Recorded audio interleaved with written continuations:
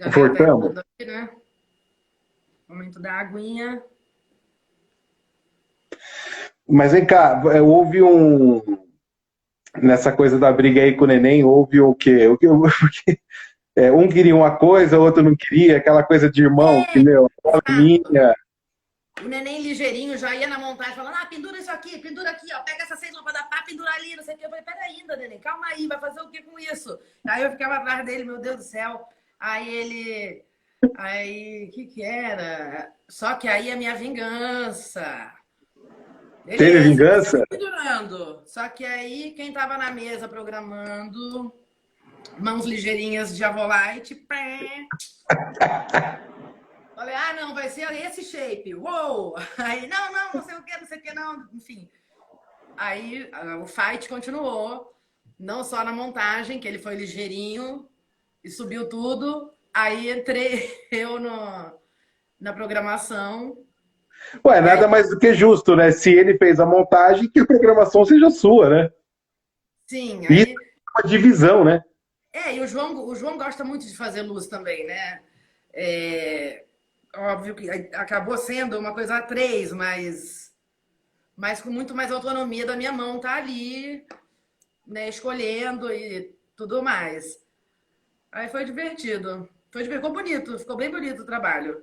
Assim, essa loucurinha louca. O João falava, eu nunca mais vou fazer isso. O que eu fui fazer? Mas o resultado ficou massa. E, Não, eu assisti, eu achei incrível, assisti aqui em São Paulo. é. E Você tá Dani, vendo? fala uma coisa para mim. Quando você já teve em algum momento,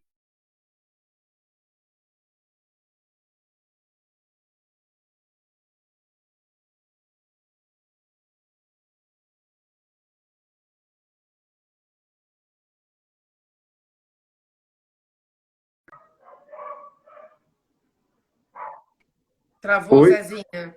Eu não ouvi a pergunta. Tá. Já teve algum momento, alguns trabalhos, enfim, algum trabalho que você fez, ou alguns, que você não teve autonomia na.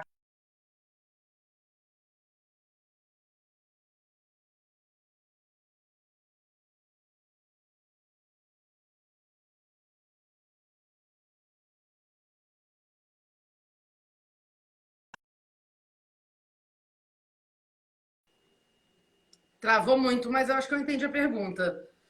Você perguntou se teve algum trabalho que eu não tive autonomia na criação, é isso? Autonomia total na criação?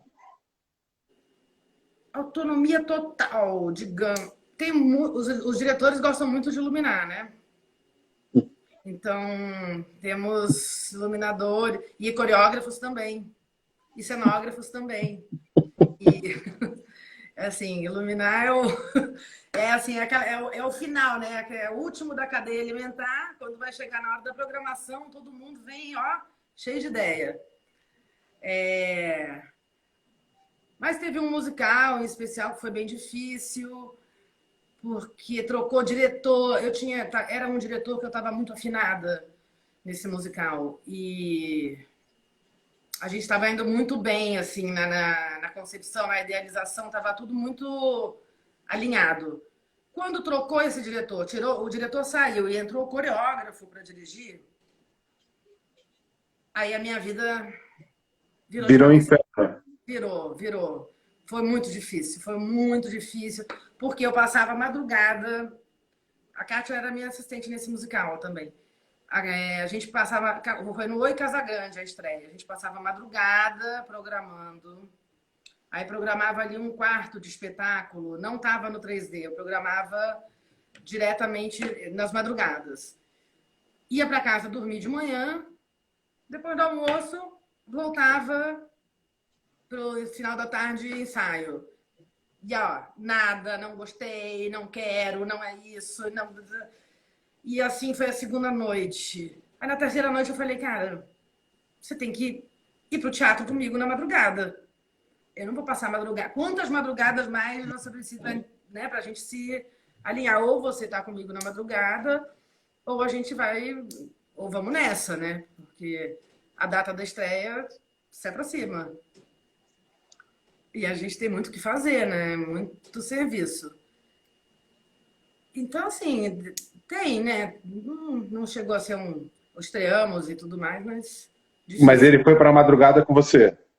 Não foi para madrugada comigo. Começou a engolir as luzes. Começou a. É isso, né? Mas aí era um coreógrafo que virou diretor, que estava. A Kátia está dizendo que a gente usou os manequins como modelo, sendo os atores. Foram 8 Oito, madrugadas, Kátia? Meu 8 Deus. madrugadas. Teve um dia que a Kátia. Caraca.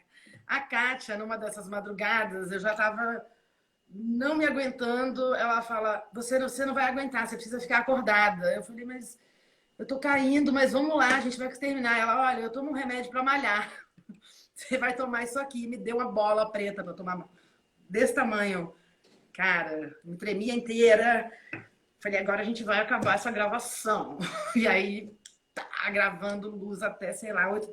Terminava 8 da manhã, chegava a equipe do André Salles pro cenário. E assim foi duro.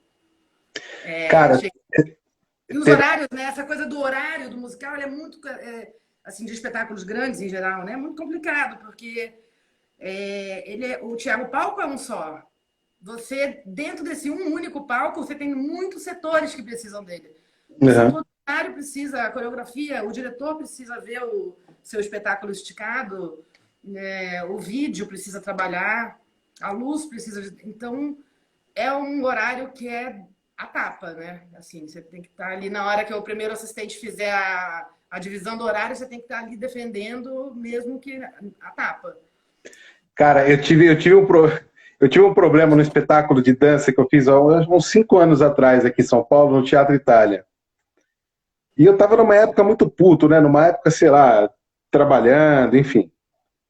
E cansado mesmo, né? E aí, o espetáculo tinha um diretor e tinha um coreógrafo, né? E tinha um assistente do coreógrafo e um assistente do diretor. A Carol Portes. Ah, não, Carol, agora eu vou falar. A Carol Portes está falando, conta da gente em Fortaleza. Vem cá, você tem que ser no Corujão, Carol. A Carol, eu fiz o musical Rita Lee com ela. Com Carolzinha? É. Ah, eu amo Carol Portes.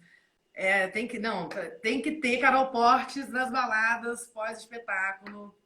Mas qual dessas? Agora eu me perdi, foram tantas cenas em Fortaleza. Mas tá. Enfim, aí eu fui fazer esse espetáculo de dança, né? E aí, ensaio e tal, isso, aquilo. Eu não passei 8 madrugadas, mas eu passei, tipo, 2 madrugadas programando, eu com o assistente, segurando a equipe, apresentei a luz para o diretor, aí da luz que eu apresentei, 50% caiu, aí eu voltei, reprogramei, aí passei um ensaio, o diretor aprovou, tudo certo, aí o Caio tá falando, Rita Lee eu curti, a luz era minha lá, Caio. Aí vem o coreógrafo, pede para mudar uma série de coisas na luz. Aí eu mudei as coisas que ele queria. Isso a gente já estava no 4º dia, faltava, sei lá, 3 para estrear. Beleza, no outro dia vem o assistente do coreógrafo para me pedir para mudar coisa na luz. Eu parei, cara, tirei a mão da mesa e falei assim, meu irmão, faz o seguinte, pega o diretor, o coreógrafo, você e o assistente de direção, venham para a mesa, ela está aqui agora para vocês podem fazer o que vocês quiserem, que eu tô indo embora. Eu tenho uma Eu fiz outra... essa cena já, essa cena é maravilhosa, assim, é quando você, ó, comigo Cara, não dá mais para fazer não dá nada. mais. Eu falei, cara, olha só, eu tenho mais uma estreia, um dia depois dessa estreia, e eu não consegui ainda dar uma atenção lá, porque é impossível, vocês não se entendem. Então é o seguinte, ó, a mesa tá aqui, subam vocês 4 e brinquem nela e façam o que vocês quiserem. E aí eu peguei a mochila e fui embora, Dani. Fui embora com o assistente e não dá, chega uma hora que não dá, cara. Eu fiz nesse mesmo musical, por acaso, quando a gente estreou no Sérgio Cardoso, em São Paulo. Que foi uma loucura. Isso sim foi. Gente, a gente montou aquela luz em São Paulo e era muita coisa. Era, não sei, era muito moving light, devia ter seus 40 e tantos moving lights, mas muita LED, muito elipso, muita coisa. Qual peça? Chamava Barbaridade Musical, esse que foi que a gente está narrando. E Peraí, a Suzana Vieira não fez esse? Suzana Vieira. Suzana Osmar Vieira, Prado? Osmar Prado, Marcos. Edvin Luiz, Guilherme Leme, Estela Maria Rodrigues. Estela Maria. Então, aí foi, porque a Suzana fez o Rio. Chegando em São Paulo, nem a gente da equipe sabia, mas houve uma. Foi uma loucura, assim. A gente montou toda a luz, estava tudo pronto, afinado, pendrive espetado, posição corrigida, tudo bonitinho. E eu não sei qual notícia veio primeiro. Acho que foi a que a Suzana não faria a estreia em São Paulo. E a Estela, maravilhosa, monstra, arrasanes, pega e faz e decora tudo num tempo que eu não sei como ela fez isso. Não sei como ela fez isso. E estreia esse espetáculo no fim de semana. Mas o fato curioso foi o seguinte: quando estava tudo pronto, montado para o ensaio, no dia seguinte, chega a notícia no teatro que nós teríamos que desmontar toda a luz. Isso era uma quarta e a peça estreava na sexta. Como assim, cara? Porque tinha um evento contratualmente, lá no contrato, enfim, coisas contratuais. Esse tal evento tinha a sua luz e tinha, enfim, estava lá no contrato que ele teria que acontecer daquela maneira. Falei, cara, e era a luz era do armazém. Cara, e vem toda a galera na madrugada. Falei, vamos desmontar e vamos botar fita crepe em toda a vara, entendendo onde que está o espelhinho para um lado, para o outro, o visor. Vamos crepar tudo. E essa remontagem vai ser feita na madrugada. E eu não estaria na estreia. Quem estava operando era o Valdeci. Valdeci do Oi do Oi aqui. Ele que foi para operar a temporada. Então, isso sim foi um fato bem, falei, cara, bem caótico, né? Porque você desmontar uma luz dessa numa quarta para estrear na sexta, uma luz desse volume. Era muita coisa? Era. Eu não estou lembrando, entre 46 ou 56 movings. Era um número grande de coisa, assim. Era bastante coisa. Era do armazém a luz. Era toda alocada do armazém. A equipe do armazém. Ô, Dani, na sua carreira toda, além da parceria que você tem com o Neném, teve alguma outra parceria que você fez na criação, que você dividiu e que tenha partido de você chamar alguém para fazer? Não que eu me lembre, mas a minha memória não é muito fiel, mas não que eu me lembre. Porque, Cezinha, é o seguinte, eu acho admirável quem consegue, na criação, Ter um sócio. ter uma parceria, porque eu acho que é um olhar tão particular quando você dá o seu olhar, você empresta o seu olhar a uma obra, né? Como eu vou contar essa história através da luz? Eu vou contar essa história de que maneira? Então entram as minhas referências, entra tudo que eu vi, entra o que eu sonhei, entra o que eu... É uma pintura, e uma pintura a quatro mãos, ela requer uma parceria, uma parceria artística, sobretudo. Não uma parceria de amizade, não uma parceria de empresas parceiras, não. Uma parceria é um olhar artístico muito alinhado. E por ter sido muito autodidata, muito carreira solo na vida, eu acho que eu não criei essa parceria, talvez, né, que você constrói. Acho que isso é uma construção. Então, por isso eu sempre eu tenho essa dificuldade. Porque a minha viagem é muito solitária, é muito sozinha, é muito... Eu vou para o banheiro, apago tudo, porque é o lugar mais escuro que tem para escolher cor nos tempos da gelatina. É uma viagem. Pego a maquete, nos tempos da maquete, peço maquete emprestada para escolher ângulo, escolher cor. Então, é muito particular. É uma viagem solitária, às vezes. Muitas vezes não. É uma viagem solitária esse momento. Não o momento quando é o conjunto, né, da obra. Aham. E você dialoga com todos os setores criativos. Aí é um outro assunto.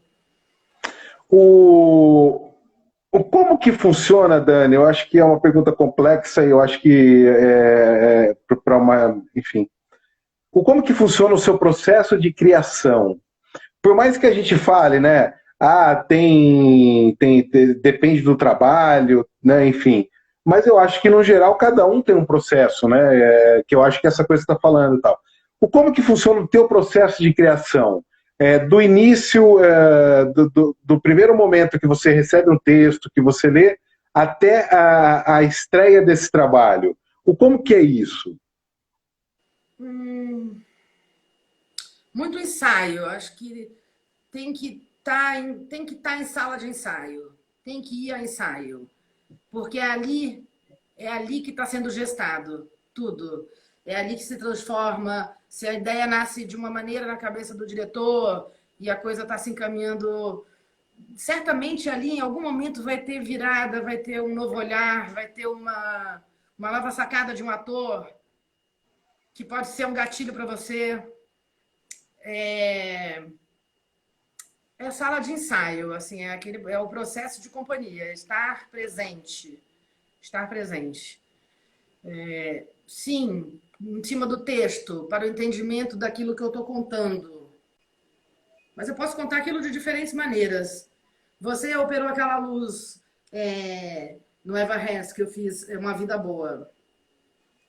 Ali, por exemplo, vou apontar essa peça, inclusive, no Então, caso aponta essa peça. Qual que foi como foi o seu processo de criação daquele trabalho específico? sala de ensaio, fazendo exercício de corpo com o ator. Rolando ali na salinha de ensaio com as atrizes, porque não tinha como ser de outra maneira. Aquilo foi de muita entrega mesmo. Então, e outra, para apontar mostrar o lado legal de ter um diretor que gosta de falar luz, que é o Diogo Liberano, que é um diretor que eu acho um talentosíssimo, um grande parceiro. Fiz trabalhos bem felizes com o Diogo. E o Diogo, ele é muito generoso e sabe muito o que quer. Então, assim, são duas coisas, porque saber muito o que quer e ser intransigente, a gente bate na parede. Saber muito o que quer e ser generoso, tá pronto para o bate-bola? Ah, eu gostaria disso. Aí eu vou sugerir para isso. Pode ser isso, mas e se for isso mais aquilo? Pô, não tinha pensado isso, mas aquilo é bom. E vai surgir uma quarta opção, uma quinta opção.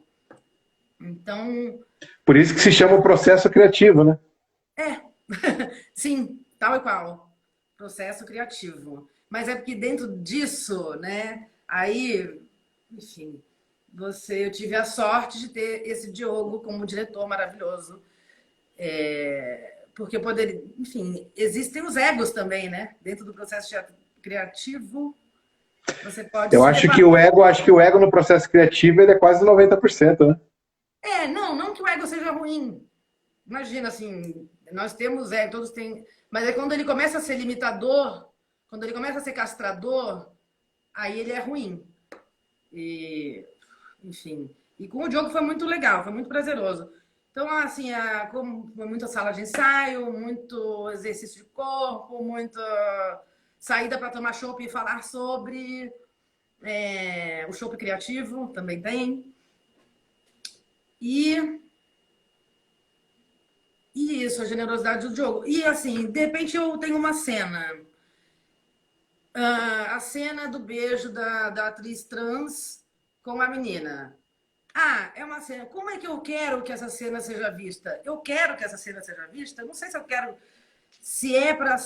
Eu quero que ela se mantenha em segredo, como ela é de fato na narrativa da história, né? Porque ela é sobre camadas, ela tem que ser velada, porque um personagem trans que se apaixona por uma menina, uma mulher de uma cidade do interior.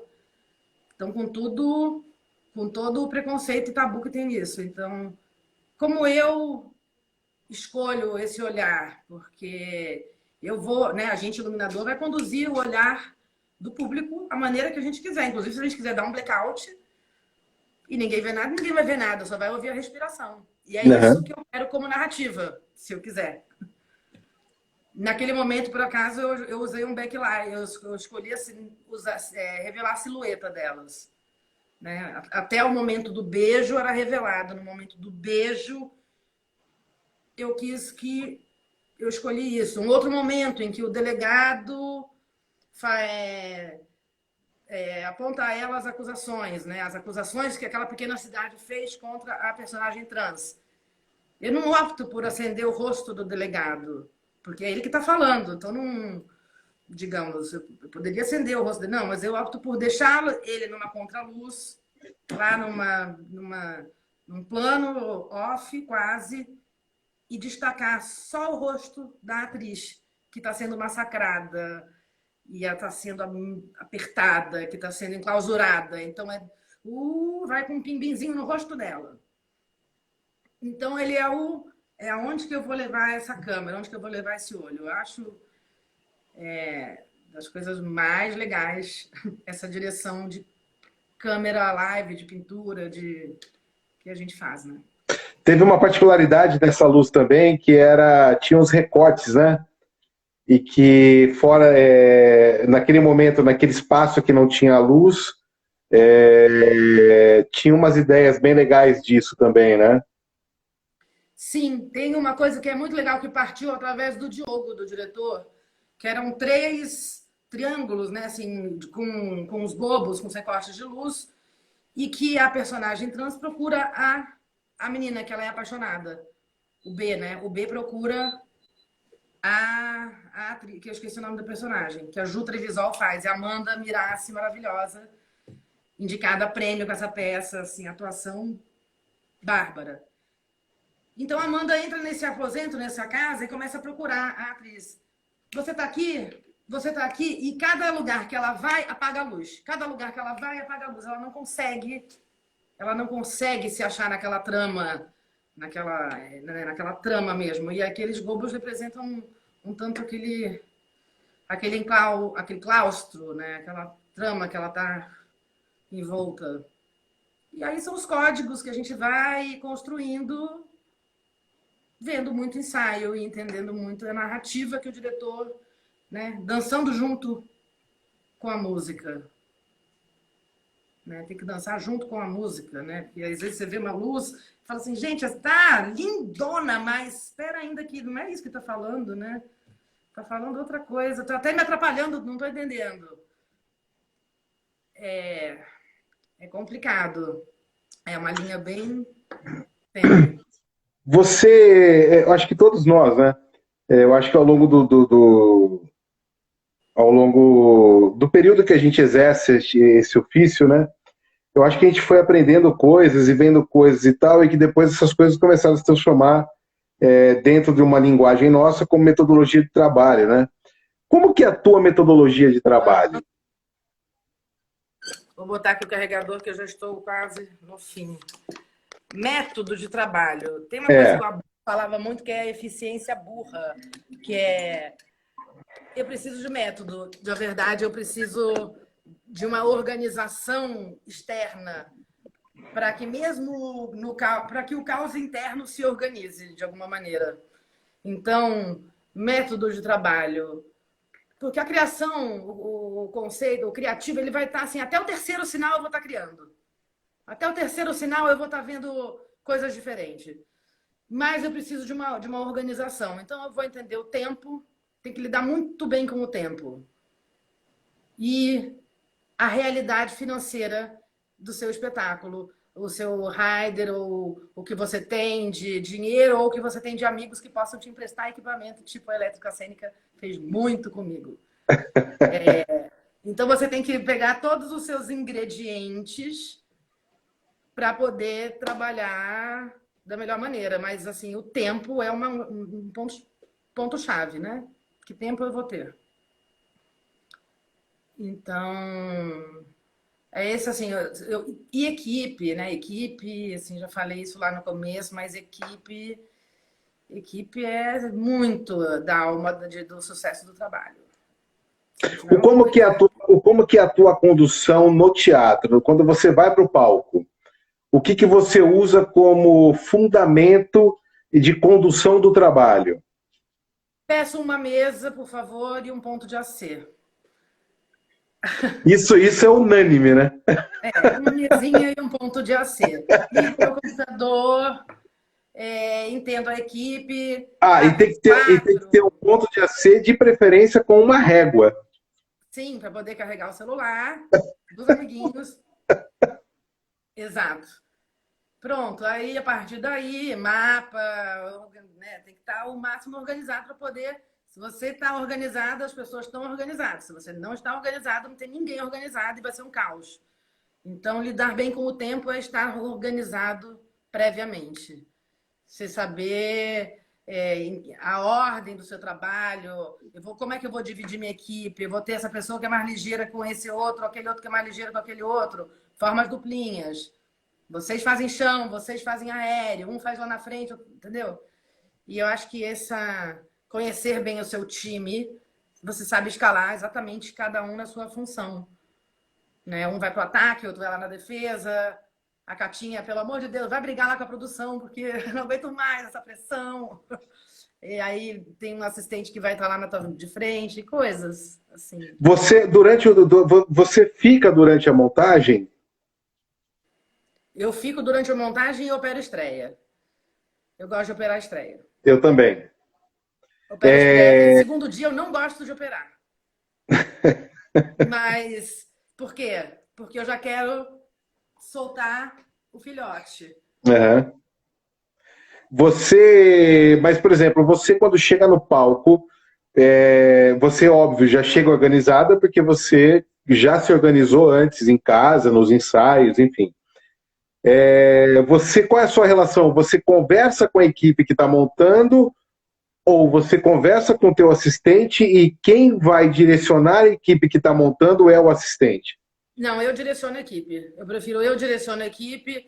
O assistente fica assim, eu acho que funciona. Eu funciono melhor assim.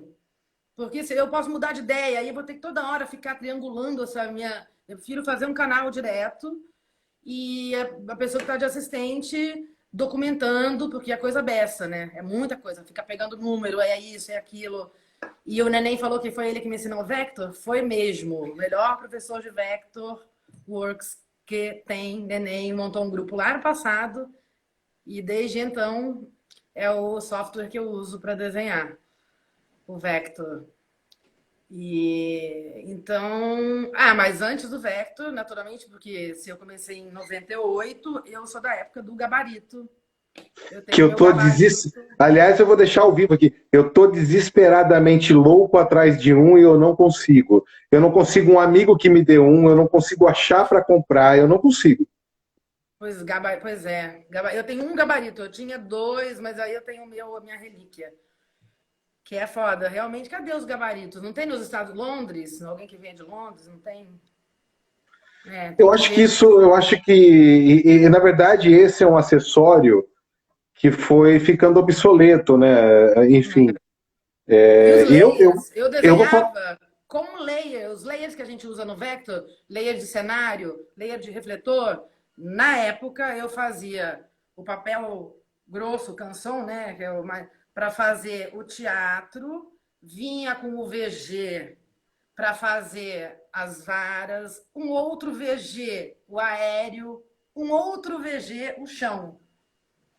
Então, tinha layers, ainda que, né, os nossos layers de papel VG. Você tem esses documentos guardados, não? Não. Muita mudança de casa, eu me mudei muito. Nossa, acho que eu já morei em todo lugar desse Rio de Janeiro. Então, ficou em algum canto. Bom, e a gente está falando da linha de teatro, né? Em que momento você vai para o show? Para o show. E o que te levou para o show? O show.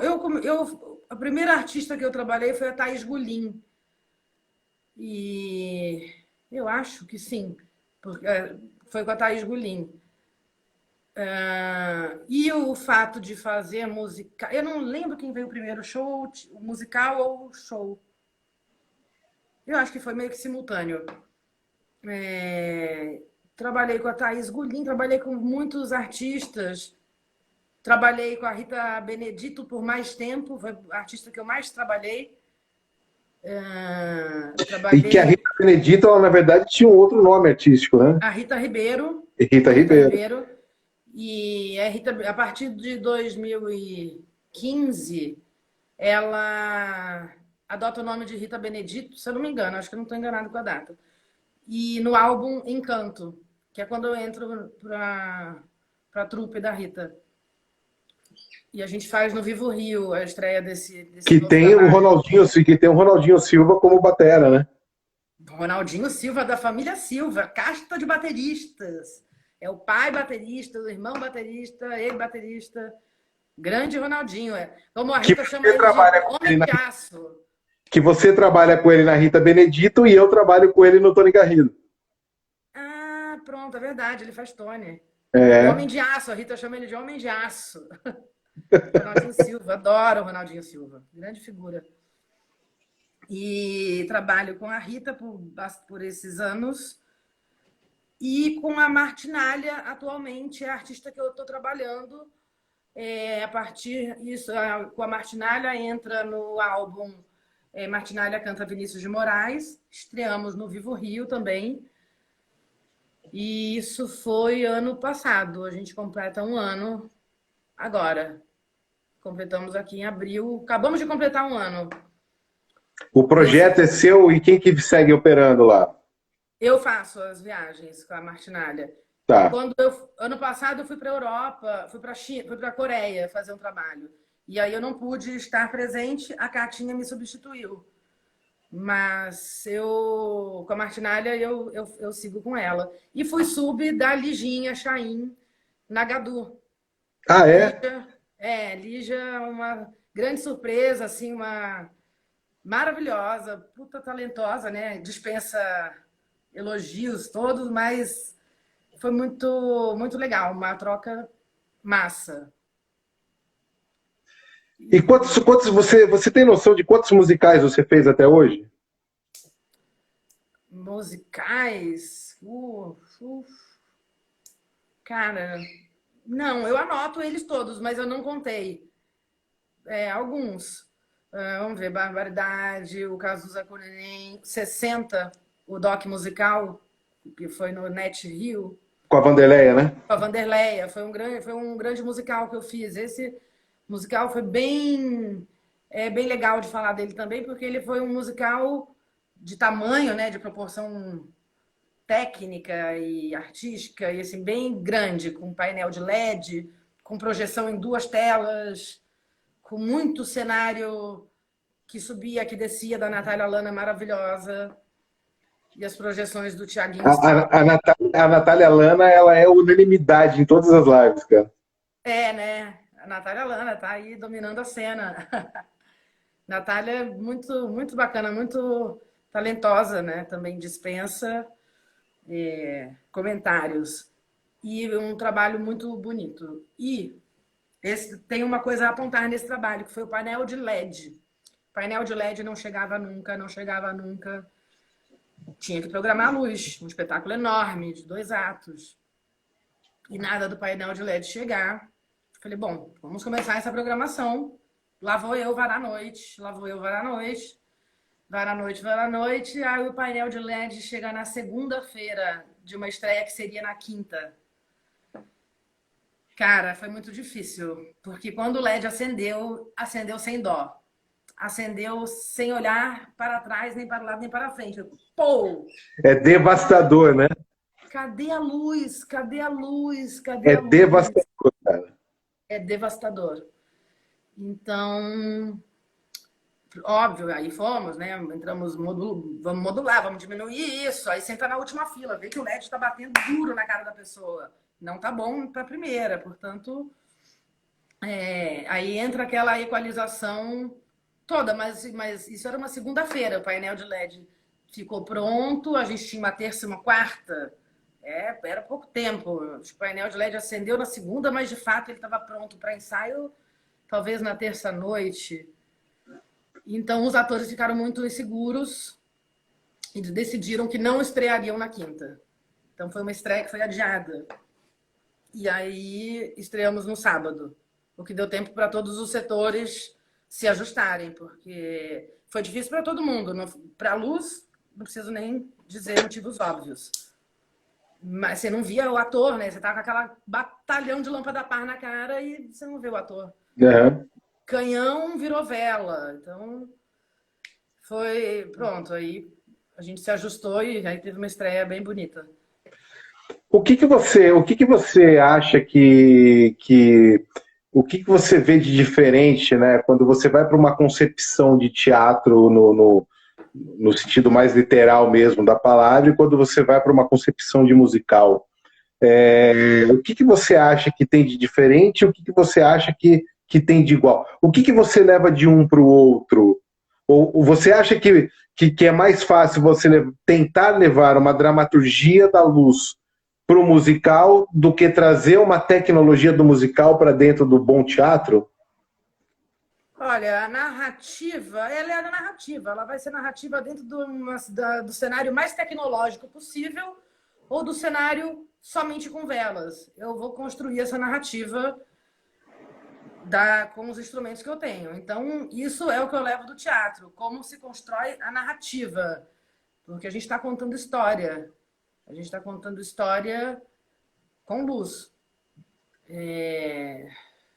Diferente de, sei lá, tem muito show que você vê aí, que é aquele bando de movie light girando.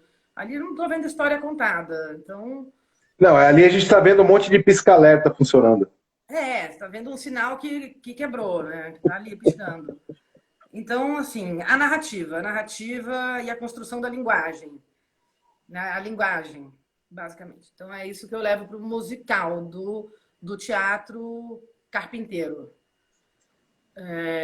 Aí, a partir daí, você tem aquele leque todo, né? Você tem a paleta, ela é um tanto mais ampla, mais diversa. A paleta de acessórios, paleta de tudo. O que você pode usar, o que você vai ter. Você vai ter moving, você vai ter elipso, você vai ter... Quais fontes você vai ter. Então, eu acho que elas se encontram, né? Se casam. Teve algum show ou algum musical que você fez e que você falou, eu não quero usar tecnologia nesse trabalho. Eu quero trabalhar de uma forma old school. Ou seja, mostrar que é possível fazer grandes shows, mostrar que é possível. Independente da conversa, sempre da mesma conversa, né? Que a gente tem vamos pensar nessa coisa do consumo de energia, vamos pensar na facilidade e tal. Indo ao consumo de energia, indo no conceito. O conceito, né? Sem esquecer do consumo de energia, esquecendo o consumo de energia e esquecendo do que é difícil, porque primeiro o nosso trabalho também não é fácil. Então, teve algum show, algum musical que você fez ou queira ter feito no sistema total old school? Olha, alguns... primeiro a coisa é o espaço. Se o espaço ele te proporciona, por ser um espaço menor e intimista, eu gosto muito. Eu fiz um trabalho chamado Palavras Cruzadas com o Márcio Debelian, no Oi Futuro, que ele convidava vários cantores, vários artistas. Aí veio Tulipa, Ruiz, Mariana Aidar, outras... Eram vários shows diferentes. Letrux. Nessa série de shows, eu usei lâmpada, tripé, bandorzinho, aí tinha uma cenografia de uns televisores retrôs, lâmpada. Então, nesse trabalho com o Márcio, teve um trabalho que eu fiz com a Rita Benedito, que ela e Jaime Allen em cena. E ela e Jaime, toda a instrumentação, os instrumentos do Jaime posicionados mais à esquerda e a Rita mais à direita. Então, nesse trabalho também eu tive a oportunidade de ser mais minimalista com a luz, porque o trabalho assim pedia. Então, a gente tinha aquelas lâmpadas bonitas lá em diferentes alturas, luz de chão, lâmpada a par nas costas deles, fumaça usada na medida para desenho.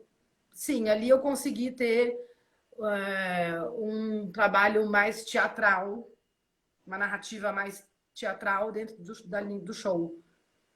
Mas quando você vai para grandes espaços, quando você tem por exemplo, a mesma Rita tem um trabalho que é o Tecnomacumba e o trio, em formato de trio e tal, que é uma batida mais vigorosa. Então não tem como fugir e em grandes espaços, né? Então o trabalho, eu acredito que o trabalho pede a sua luz. Eu sempre penso assim que cada trabalho, cada espetáculo, cada show, ele fica ali fazendo o pedidinho dele sozinho, sabe? A luz é assim, entendeu? É meio que eu vou ali ser um instrumento quase mediúnico do trabalho.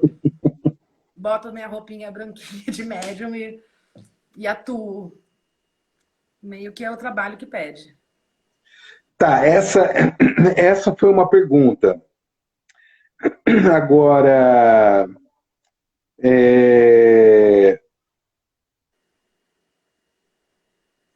eu tava com a pergunta na cabeça aqui e deu um branco agora. Acontece às vezes que... De show, que tinha uma curiosidade para falar. De um show que eu fiz sub para Lígia Chaim, da Gadu, eu fiz alguns lugares, fiz um em Curitiba. E como a gente tem o poder da luz na mão, porque a Maria estava com o Teatro Guairão lotado, eu estava com a House Mix na plateia baixa, o técnico de PA também estava do meu lado, e ela parou o show e contou uma história foi ano passado, foi em outubro, uma violência policial em Curitiba que aconteceu com ela e com umas amigas que estavam fazendo um movimento de defesa do meio ambiente na Ilha do Mel. E aí os policiais chegaram numa violência, numa truculência, e acho que chegaram até a agredir as meninas. E ela estava falando, ela parou para falar isso, para expor esse momento delicado que a gente está vivendo, né, de agressão. E quando ouve-se na plateia, então por que você não volta? Ela falou, oi? Eu acho que ela, né, tomou um oi. Aí a pessoa, destemida, falou, volta para onde você veio. Cara, eu me tremi na hora e eu só pensei uma coisa. Esse cara tá gritando porque... Não pensei, foi instintivo. Esse cara tá gritando porque tá no escurinho, né? Agora vamos botar uma luzinha na carinha dele, acende todos os brutes. Pô! Plateia, Teatro Guairão lotadaço. Até o produtor, quem tava viajando, acho que era o Miguel Lavigne. Não sei se foi o Miguel que fez isso. Mas entrou da coxia e pegou a plateia. E aí foi uma confusão, porque eu falei, bom, agora ele vai ter que ser, né, suficientemente homem para gritar o que ele gritou para ela no palco, né? Ela estava ali. E pronto, ele estava protegido pelo escuro, não está mais protegido. Levantou e continuou gritando. Com ele, levantou mais uma e um outro. Acho que foram de não sei quantas mil pessoas que tem o Guaíra. Levantaram 8. E eu tava com laser, minha caneta laser na hora, eu piu, me acompanhando, e aí começou a plateia, Bolsonaro, vai ser o quê? Coxigo, né? Até esqueci isso, o Bolsominion, fascista, e aí, ó, pum, com a lanterninha, ele foi até a house, ainda me enfrentou, e aí o técnico de PA, que deu um branco do nome dele, foi lá, deu uma defendida e pronto. Enfim, isso para te dizer, para falar sobre o poder que a gente tem na nossa mão. Na live do Maneco, ele tinha contado, eu acho que foi o Maneco. Ele falou que ele foi fazer, acho que um show com a Elba Ramalho agora, eu não me lembro, eu acho que era isso. E que num determinado momento começaram a vaiar ele e a Elba, né? Aí ele parou, ele pensou, ele falou assim, meu irmão, você não vai continuar me vaiando não, se você me vaiar, você vai me vaiar agora com a luz acesa. E acendeu. E quando ele acende, a plateia para a vaia. E aí eu não sei o que acontece, e aí eles passam a ser aplaudidos, entendeu? Uhum. Foi um festival, algum festival que ele fez com a Elba Ramalho. Exato, Porque a luz, ela tem esse poder, né? Ela tem poder.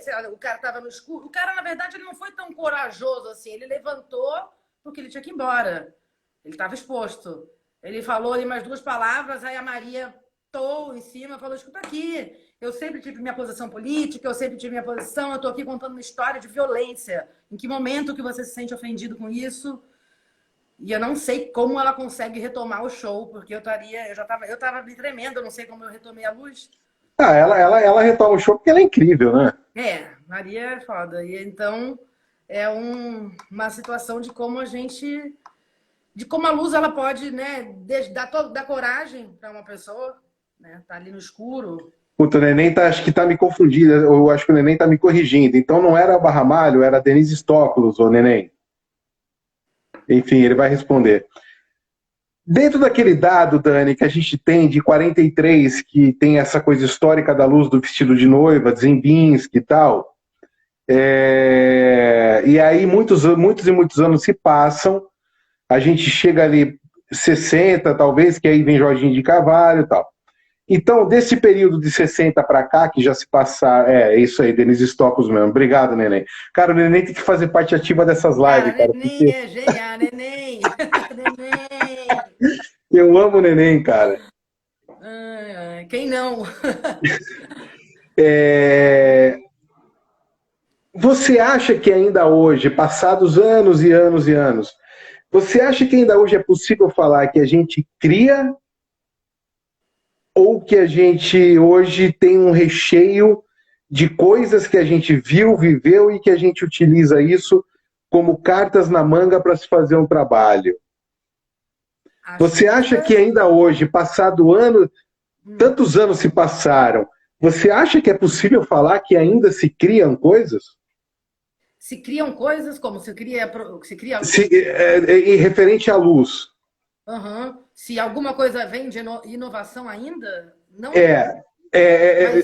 Falando em projeto, concepção, você acha que é possível hoje, depois de tantas coisas feitas, depois de tantos iluminadores trabalhando, depois de, milhões de coisas que foram feitas e criadas e tal, você acha que ainda hoje é possível achar algo que pode ser inovador? Ah, com certeza, sim. Com certeza, sim, porque o teatro ele vem se reinventando desde da era medieval, desde muito antes né? Assim, é uma coisa ele nunca deixou de se reinventar, ele nunca deixou de ser novo, de ser contemporâneo, mesmo que a gente passe por momentos, digamos, incubados, onde parece que nada vai vir e de repente ressurge. Acho que o teatro é a grande fênix na humanidade. Ele vai se ressurgir e aí, com isso toda a cadeia, todos os setores e todo mundo junto, né?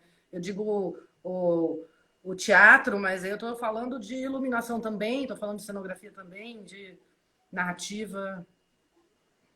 E eu acho que ele é eternamente, ele está em mutação e ele é muito contemporâneo, assim, ele pode ser contemporâneo, ele pode ser old, mas ele pode ser muito contemporâneo. Então... Tem uma coisa muito interessante quando a gente fala nisso, né? A Nádia Naira está falando que a gente está reinventando. Nadinha, seu espetáculo em São Paulo, meu amor, eu tive que sair, eu não falei com você. Ai, que péssima. Mas eu adorei você, maravilhosa. Então, quando a gente fala nessa coisa, eu acho que é até interessante que ela fale isso, né? Que estamos reinventando hoje. Mas o que a gente pode fazer, né, para reinventar o nosso processo criativo, né? Achar algo que ainda não foi feito, né? Ou como implantar isso. E grande desafio, né? Eu estava no processo de criação de um espetáculo e esse espetáculo, em algum momento, tinha grilos, né, e tal. Ele não aconteceu, espero que aconteça, porque eu ganharia muito bem para fazer ele, eu estou precisando. E tinha uns momentos nesse espetáculo que tinham grilos e tal, né? E eu falei, mas como que eu vou fazer esses grilos, né? E eles tinham, grilos não, Vagalume, aquele que fica verdinho, né? Sim, Piscando, né? sim, vagalumes. É. E, cara, assim, eu falei, meu, eu preciso achar como fazer isso, né? E aí eu achei, e falei, meu, acho que pode ser isso. Eu lembrei de ter visto em algum momento uma bicicleta com aquela parte daquele tubinho dela que você fecha onde enche o pneu. Aham, Aquele negocinho ali, eu tinha visto uma bicicleta com aquele negócio verde que ficava piscando. sim. Tá, tipo o LEDzinho, né? E aí ele tem uma bateriazinha própria e tal, isso, aquilo. E aí eu ia fazer esses vagalumes com esse negocinho do pneu da bicicleta, entendeu?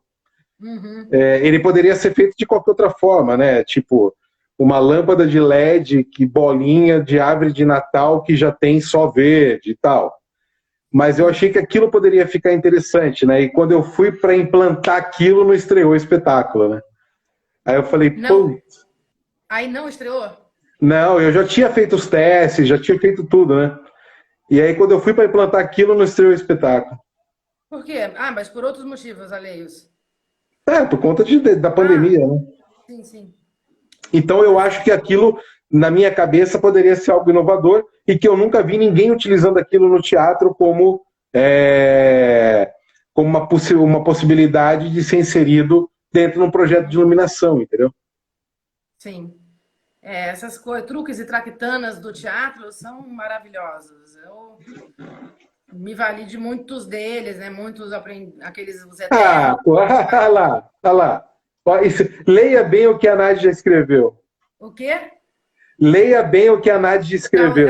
Já usei luzinha de bike para fazer vagalume. Rola sim.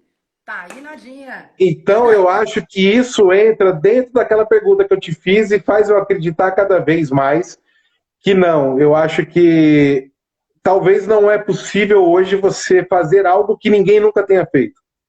Sim, mas se você está falando de uma coisa física, de uma coisa assim, fazer a luz refratada, ou enfim, que todo mundo já fez, efeitos de fogo, céu estreladinho, é, tudo bem. Agora, como você usar isso dentro do seu espetáculo, pegar esse negócio que você tem, mas esse negócio e esse negócio, e aplicar isso dentro do espetáculo e ser bem aplicado, eu acho que aí vai dentro da sua contação de história.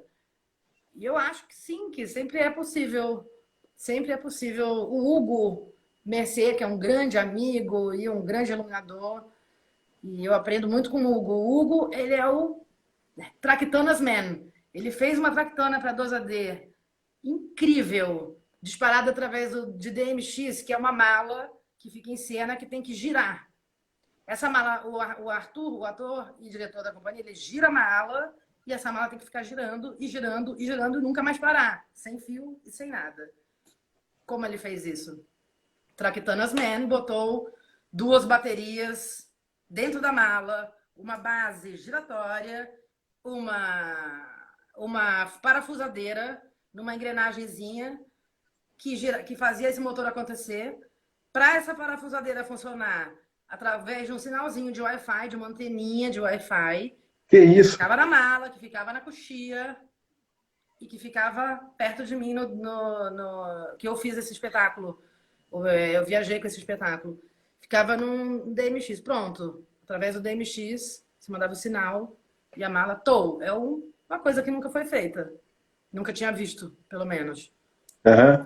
Então, eu acredito que sempre, sempre. Acho que é infinito, sabe? O céu é o limite. Sim. O Neném aqui está falando que, segundo Antônio Pedro, nada se cria, tudo se copia. Tá? Aí o Vilmar está falando que e cada um aplica de uma forma e as ideias não se repetem. Também acredito nisso. Aí a Nádia está dizendo, os pincéis podem ser os mesmos, mas o quadro quem pinta é você. É. Eu concordo com isso que eles estão dizendo, mas eu vou no que o Neném está falando. Você está sendo provocativo. Você está provocando aquela, aquele Tipo, detalhe. tipo, tipo o Abu, provocações. O provocador. E é legal porque, assim, essas provocações fazem com que os nossos amigos e colegas se Aham, posicionem também claro. dentro daquilo que eles acham. Por exemplo, saber que a Nádia usou a lâmpadazinha da bike para fazer algo, para mim é uma coisa que me interessa muito. E na live que ela vai fazer com a gente no dia 9 às 20 horas, ela vai falar sobre isso também. Uhum.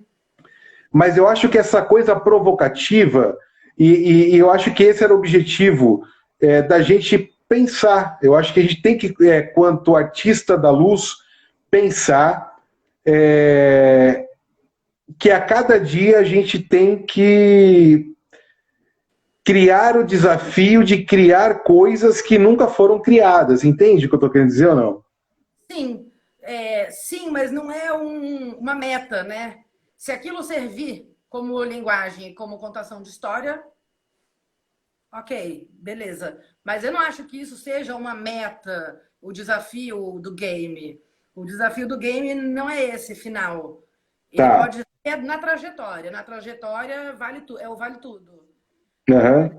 Mas não sinto como meta. Não me sinto desafiada nisso, sabe? Me sinto Tá. desafiada em conceituar. Eu quero conceituar cada vez melhor. Eu quero compreender cada vez melhor o meu objeto de contar, né, de contação.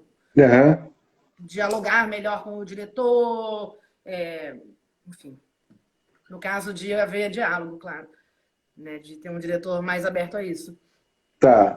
Esse é o meu Mas desafio. Mas não tem algo, não tem. Então, este é o seu desafio, não tem nada, nada relativo a uma concepção que você tenha como desafio, nada que você tenha uma vontade, nada que. Realmente o seu desafio é esse. É o novo, sabe? É chegar assim, aquele texto fresco, aquele ensaio que você nunca viu, teu HD zerado. O meu desafio é chegar nesse momento e abrir uma página em branco e falar de qual maneira eu posso servir melhor esse espetáculo, como essa luz vai acontecer. E assim, fazer as melhores escolhas, porque tudo é escolha. Né? Então, assim, meu desafio todo o processo é de minuto a minuto, são as melhores escolhas. Eu morei em Portugal um ano e, e lá fiz alguns espetáculos musicais e uma produção brasileira também. Que E aí, tanto que foi o Guardas do Tage que estreou lá, né? isso, uma delas foi o Guardas do Tage, exatamente. Que foi um grande desafio por um outro motivo. Mas só para finalizar o que eu estava falando. Então, até me perdi aqui um segundo. Sim, pronto. Eu tinha o Teatro Tivoli. Tivoli não, foi já. O outro musical foi no Cassino Lisboa. Era com painel de LED, tinha movie light na casa, movie light de frente. E não vencia. Os movie lights não davam conta. Não vencia. Falei, preciso de lâmpada par também. Preciso somar esse rider com lâmpada par. Aí o produtor, que é muito meu amigo, da Plano 6, o Miguel, falou: Porra, Dani, plena. Sabe, a gente vai para 2020, não sei o quê, você tá me pedindo lâmpada par, aquelas latas. Ainda xingou a lâmpada par. Eu falei: O quê? Você não... Aí, pronto. Ah, não precisa, precisa, não precisa, precisa. Tá lá a lâmpada par que salvou o musical. Mapeei todo o teto com lâmpada par a pino, aquela tradicional bateria de lâmpada par quadradona, lateral zona de lâmpada par, todas as coxias e salvou o espetáculo com as suas shapes, os Dani, seus... olha só, Dani, a gente ficou conversando, vai cair a live. Eu queria te agradecer, dizer que foi incrível, foi mais uma aula. E assim, ó, você tem 15 segundos para falar o que você quiser antes de cair. Vou falar uma frase do Abu, que é uma frase boa de